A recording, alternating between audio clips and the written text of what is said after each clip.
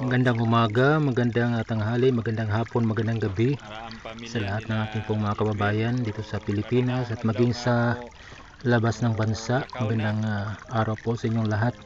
Kung atin pong maalala, ito po yung atin pong video kuha po nung pag-alis po ng kambal sa kanila pong lugar dyan po sa Laak, Davao de Oro. At kamakailan lamang po, punong-puno ng mga paalaala, punong-puno ng mga habilin, ano po, na para bagang matagal talagang hindi sila magkita. So parang kailan lang na tunghayan po natin ang video ito, sa 10 buwan. At may mga paalaala ang mga kapatid, may mga paalaala ang kanilang tatay o papa, may paalala din ang kanilang mama, maging kanilang lulo, para po sa kanilang pangibang bayan, para po matupad ang kanilang pangarap na makatapos sa pag-aaral. So ang pag-alis po nila ay puno din po ng kalungkutan, pangulila, pero ang lahat ng iyon ay mayroon pong kabayaran. So tunghayan po natin yung ilang mga sandali nung sila ipaalis sa kanilang lugar. Pagbiyahe, pag-eskwela po.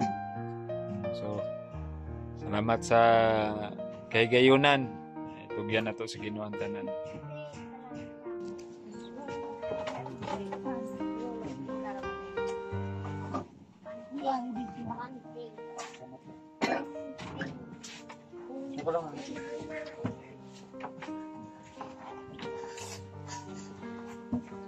Lero tongkang.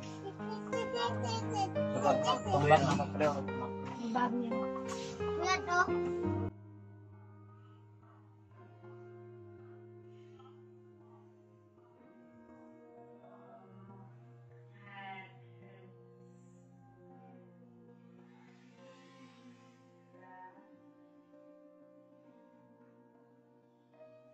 Lero tongkang.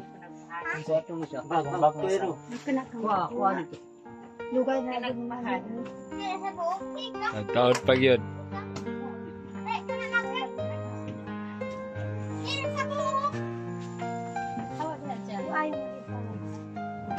Babay na ni Kuya.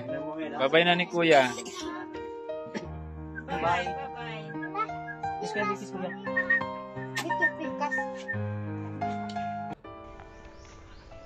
Sa unang pagkakataon wala nang sila ay umalis sa kanilang tahanan, nakita nilang muli na sila yan sa panahon ng kanilang graduation.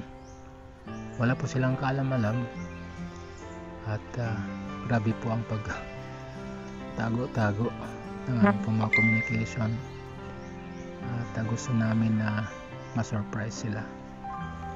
At salamat sa Panginoon sa mga taong ginamit niya para matupad ang mga plano na magkita sila, at hindi po kami nabigo. Salamat Kalinga Prab, salamat sa mga instrumento ginamit sa sponsor ng pamasahe ng kanilang magulang. God bless po.